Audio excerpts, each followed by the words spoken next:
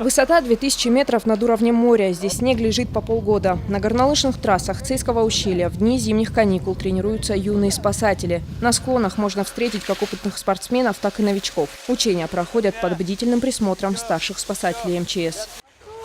Сейчас я развернусь и покажу, как поставить ноги и поехать вдоль склона. Вот смотрите, вот я их поставил треугольником, да?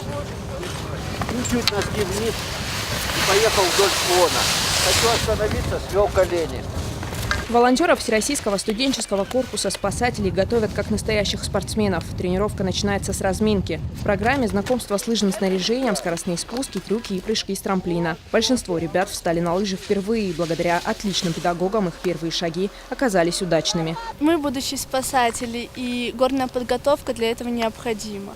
Поэтому мы приехали сегодня сюда, чтобы научиться кататься, стоять на лыжах. Все получалось, но некоторые моменты были не совсем хорошими, и мы падали. На первый взгляд может показаться, но что тут может быть страшного, просто скатиться с горы. Но чтобы удовольствие не превратилось в неприятность, нужно предпринять некоторые меры предосторожности. Под присмотром специалистов студенты на канатке взбираются на гору. Здесь и начинается самое интересное. Вот так, вот так, вот так.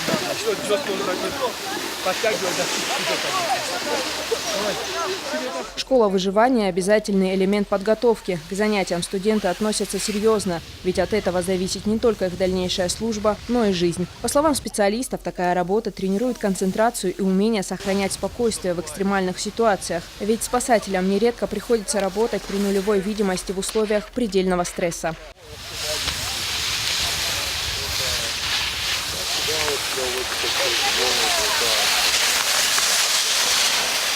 Давай здесь уже нормально. Сейчас горные лыжи на пике популярности, а Цей – одно из любимых мест спортсменов. Поэтому с начала зимнего сезона бригада спасателей дежурит в усиленном режиме. Здесь всегда готовы к любой критической ситуации. 90% не умеющих кататься. Ошибки, в принципе, травмы.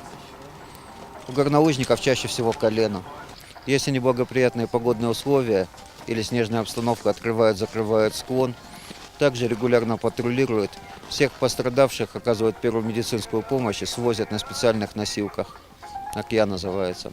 По словам членов поисково-спасательного отряда, работа в горах значительно отличается от той, что они привыкли выполнять на равнине. Благодаря таким мастер-классам сотрудники МЧС прививают молодому поколению чувство патриотизма и желание помогать в трудную минуту. Поэтому на юных ангелов-спасателей возлагают большие надежды.